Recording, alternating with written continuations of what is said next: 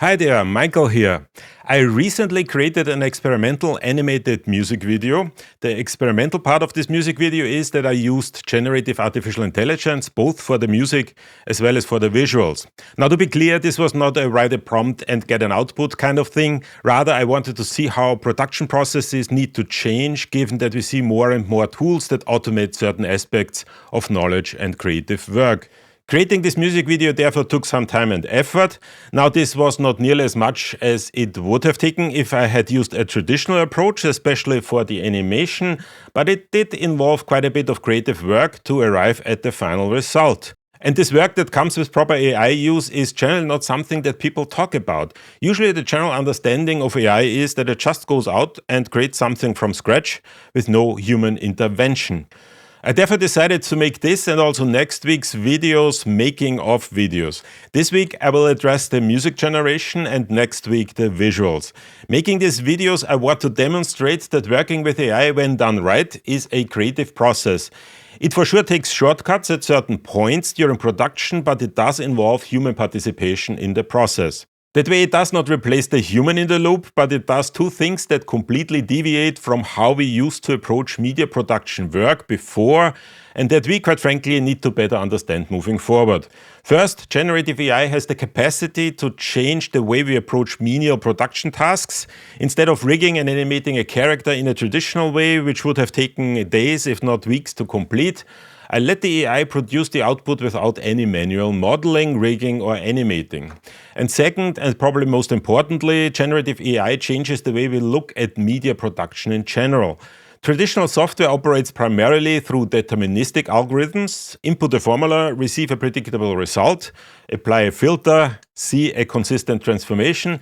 Generative AI, by contrast, is completely probabilistic. It comes up with the most probable answer by analyzing statistical patterns derived from its training data. That means artificial intelligence never, and I need to repeat this to make that absolutely clear, never ever guarantees an exact outcome. Instead, it offers what it assumes to be the most probable response given the provided context. As a result of that, our interactions with these software systems change. The producer can no longer get what they want in a single-shot approach. Rather, the AI becomes something resembling a collaborative partner. When we interact with an AI, we initiate an exchange that unfolds through progressive refinement rather than single-shot execution. The system's first response can only ever serve as a draft, a starting point for dialogue rather than a finished product. And this shift demands new skills, recognizing promising directions in initial outputs, identifying elements worth preserving, and articulating modifications that guide the system towards the intended outcome. Success therefore depends less on memorizing commands and more on developing what we might call conversational competence with AI systems. And this is why I conducted that experiment and why I think it is important to talk about my experiences. I've decided to split this video into two parts. In this first part, I want to talk about the music creation process that I used. In the second part, which I will publish next week, I will talk about how I created the visuals. And one final comment before I start. Generative artificial intelligence is a rapidly developing area. What I'm going to talk about in this video is state of the art in AI mid-2025. If you're watching this video sometime in the future, many things that I'm going to talk about will most likely no longer apply to you. In this case, look at this video as a historic document that demonstrated the capabilities of generative artificial intelligence in the summer of 2025. And with that being said, let's jump into the making of part of this video.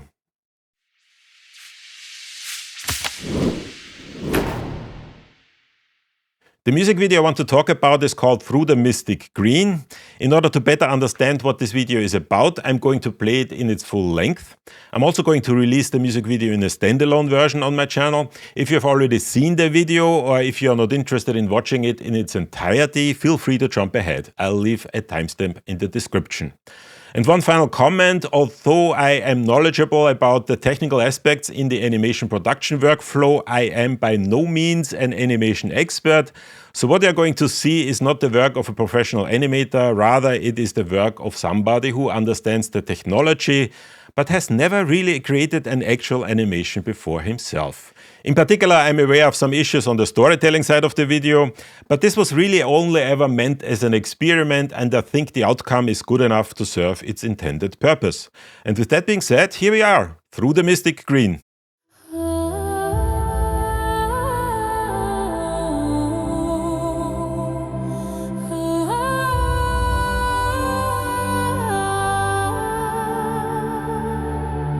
The trees are whispering a secret code, a path ahead where dreams explode. With every step the shadows sway, guided by light that leads the way. Through the mystic green I go, where the rivers sing and the wild winds blow. Every heartbeat sparks a flame, a hero rising with no name. The air is thick with magic's hum, a tale unfolds of what's to come. The stars align to light my face, a destined call I must embrace. Through the mystic green I go, where the rivers sing and the wild winds blow. Every heartbeat sparks a flame, a hero rising with no name.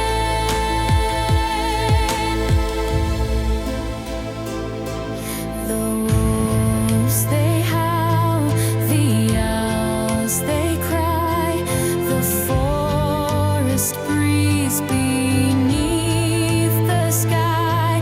But fear can't touch this burning soul. The journey's in my only goal. Through the mystic green I go, where the rivers sing and the wild winds blow.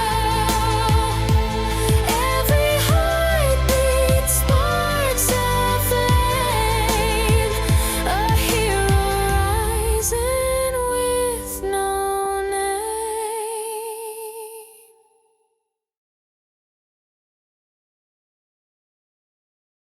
So this was Through the Mystic Green, and if you have enjoyed this video, please do me a favor and give this video a like, and maybe also the actual music video. I'm going to leave a link in the description below. Now, when it comes to music generation, there are really two systems on the market that dominate the market right now, and one would be Suno and the other one would be Udio. And I'm not going to talk too much about the legality of those two systems, because in reality that doesn't really matter for the technology itself.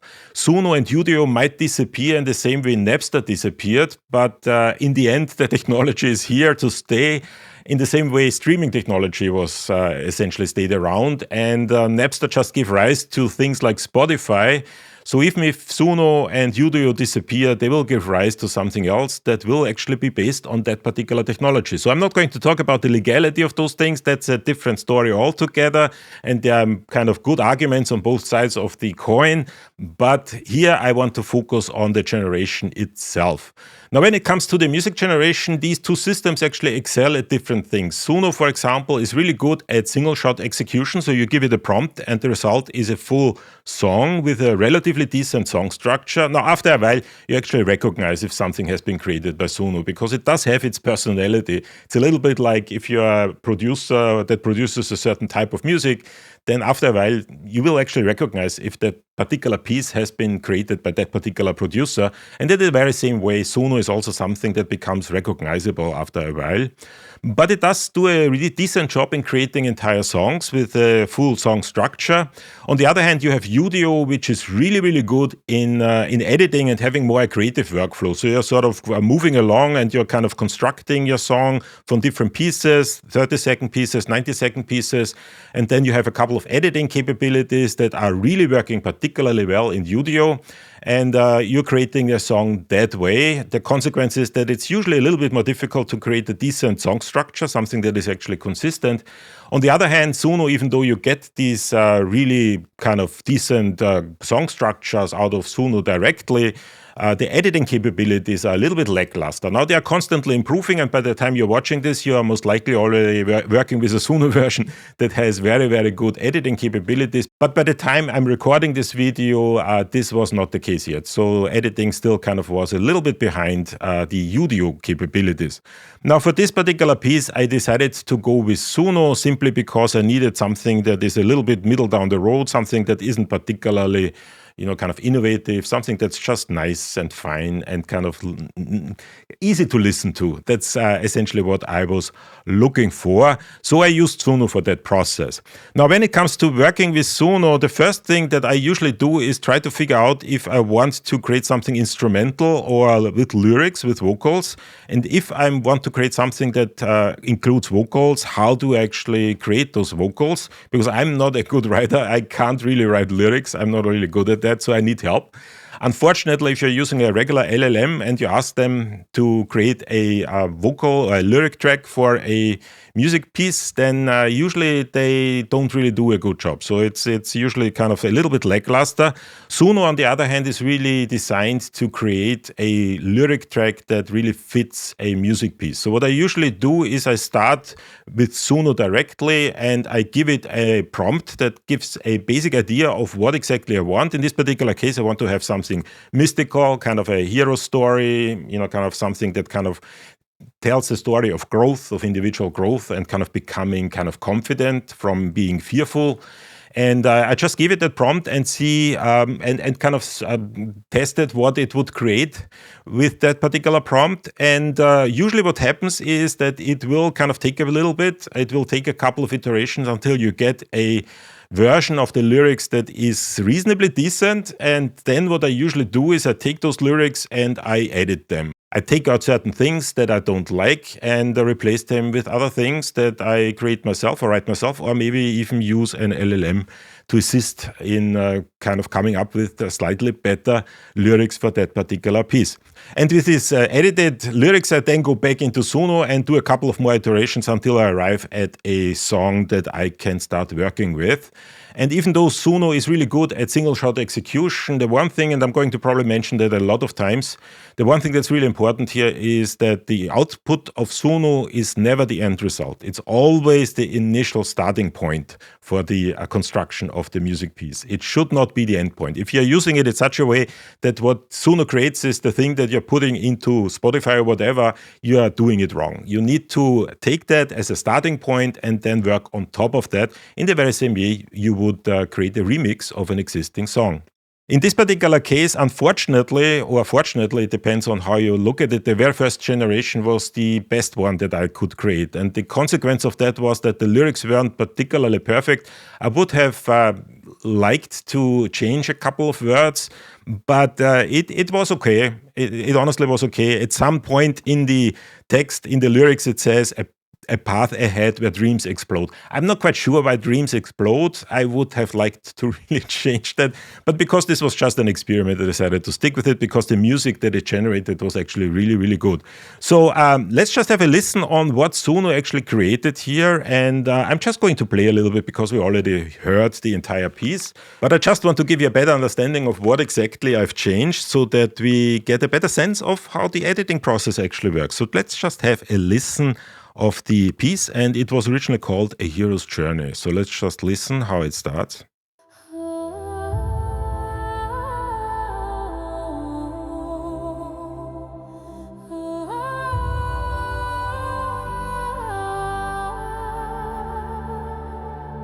The trees are whispering a secret code, a path ahead where dreams explode. With every step the shadows sway. So as you can hear, it's already relatively decent, and I was actually quite happy with that.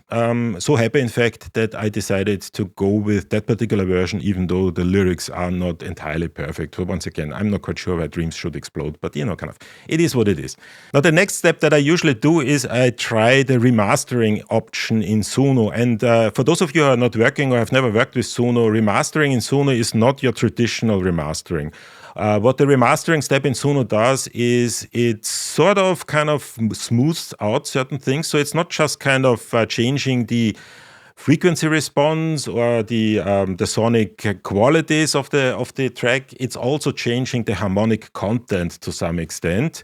And that can be an advantage, and we're actually going to use it a little bit later, but it also can be a disadvantage, because one thing that usually happens is that I like to use the tracks that have a little bit of tension in there, that kind of are a little bit off in certain things, where the AI kind of created something that was unexpected. And if I take such a track that has such a spicy kind of element and put it through the remastering, usually the remastering smooths out that spice and kind of does exactly the opposite of what I wanted to do. So I usually kind of try a couple of times if the remastering does something useful for me, but most of the time I actually stick with the original. In this case, it was the same thing. So I did a couple of tries with remastering the Hero's Journey, and the results weren't really all that good. So I stuck with the original one.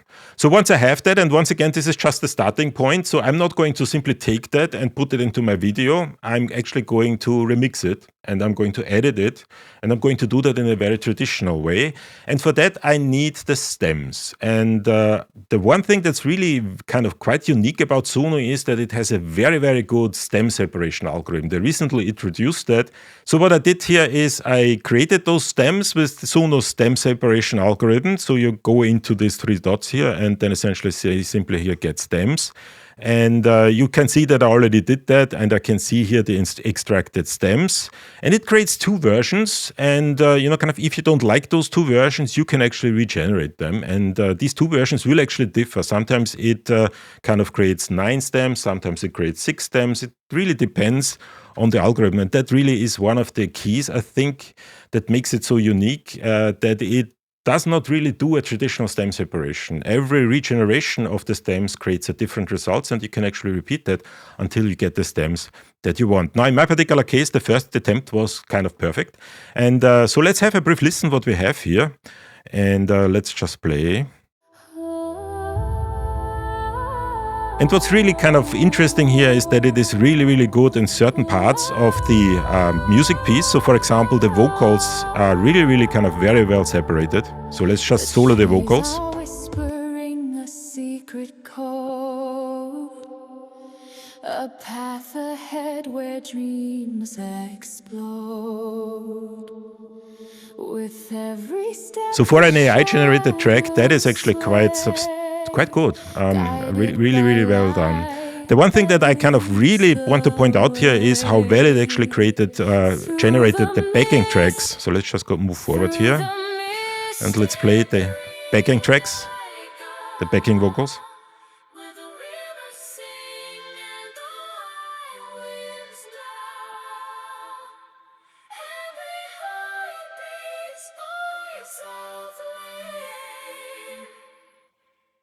So the fact that it was actually able to separate those backing vocals, I think, is actually quite unique and quite substantial.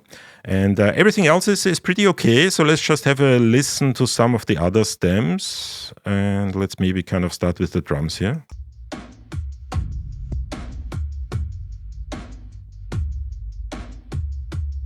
A lot of low frequency content there. And I need to actually kind of edit it out later.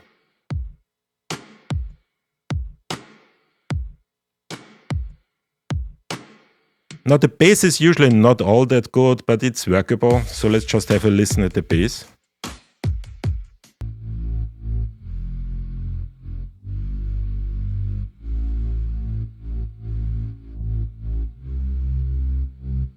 It's something that we will be able to use. Then we have a guitar track here. And keyboards.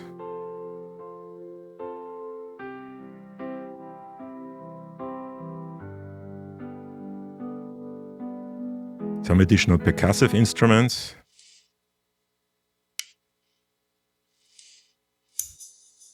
And I think in the final track I actually kind of removed that, if I'm not completely mistaken, because it didn't really add anything that was useful. And then we have the synth part, so let me just go back to kind of here to the beginning here.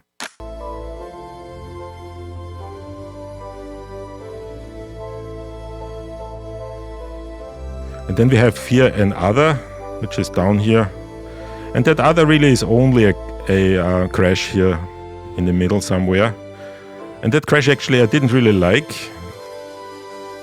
So let me just kind of solo that here and let's go back to that crash. That actually sounds awful. So I'm going to replace that later with an actual kind of crash. Now, the one thing that I want to point out here is, and that is actually one thing that I was really happy with this particular stem separation, and that is when you're generating music with artificial intelligence, you usually have some artifacts. And these artifacts, at least in my understanding, come from the diffusion process. The diffusion process is based, it starts out with some noise, really. That's what it starts out with. And this noise is kind of remains in the track. And it usually kind of pops up as some sort of metallic shimmer. And depending on the track, you sometimes hear that, you sometimes don't. Usually if you're working with vocals, for example, it's less likely to be noticeable. With instrumental tracks, quite often you hear that quite dominant. And the thing which really happened here, and that was really interesting, was that there were artifacts in there of that sort, but these artifacts in the stem separation actually ended up all in the synth part of the stems. So all the other stems were relatively clean, and only the synth part had these artifacts included. And that means that I can now take the synth part and remaster that and hope that this will actually take care of these artifacts. So this was a lucky kind of accident, as Bob Ross would say, a happy accident, that essentially I created this stem separation and all the artifacts ended up in one of those stems. So I can now take this stem and kind of run it through a remastering process, also within Suno, and kind of get rid of that. Now, there are two ways on how you can now take that stem and send that through the remastering process. And once again, the remastering process in Suno is different to a traditional remastering. It will actually regenerate some of the harmonic content, and that means that it is actually capable of smoothing out certain inconsistencies and some of the metallic shimmer that is actually in this particular track. And that is different to a traditional mastering or remastering where you're just taking care of, the sonic properties. Here you're actually kind of changing the harmonic content as well. Now, the thing which is really interesting in Suno is that you can either take that stem directly and remaster it or send it through the remastering process, or, and that's actually what I did, you can take that stem, kind of download it, then do some editing, and then re-upload the edited stem and remaster that edited stem. And this is exactly what I did, because there were a couple of parts in that particular synth stem that I didn't like and that I actually edited out manually, and we're going to see that later in the Ableton session.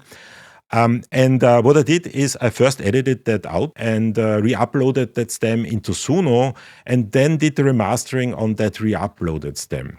Now that is actually quite interesting, because it used to be that you could not really upload longer pieces to Suno or Udio. In case of Suno, you can now actually upload music tracks up to 8 minutes. So what you could actually do is you could upload your entire music piece and then use Suno just for the stem separation, or just for the remastering. And this is what I essentially did for the synth part.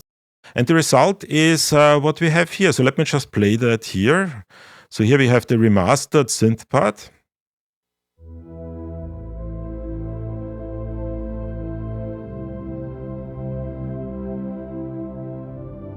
So what it did is it gave it a little bit more volume. It also expanded it, and this is actually something we will have to kind of put back a little. So it's currently very, very wide, and we need to actually bring that back in a little bit later. But the metallic shimmer is completely gone.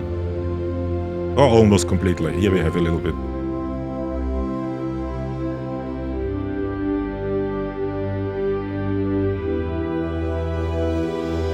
And that now ends my work with Suno, and what I now have is I have the original track with all the stems and the synth track, once again, the synth stem I remastered with Suno. And let's now bring everything into our digital audio workstation and continue our work in this digital audio workstation. And I'm an Ableton guy. I know some people don't like that I use Ableton. Sorry, I like using Ableton. I'm really a fan of Ableton. So we are going to use Ableton for that purpose. So let's open up Ableton. So here we are now in Ableton, and as you can see, what follows now is a very traditional remixing process. There are certain parts in these tracks, certain parts in the stems that I changed. So for example, here I kind of moved a couple of things around, or kind of changed a couple of things here and there, changed the volume or changed the gain automation a little bit, kind of edited a couple of additional things. I took out the original crash, so this is not something that you will hear in this piece. I actually disabled the track with the original crash and replaced it with a new one that sounds a lot better. So let's just kind of maybe play that particular piece.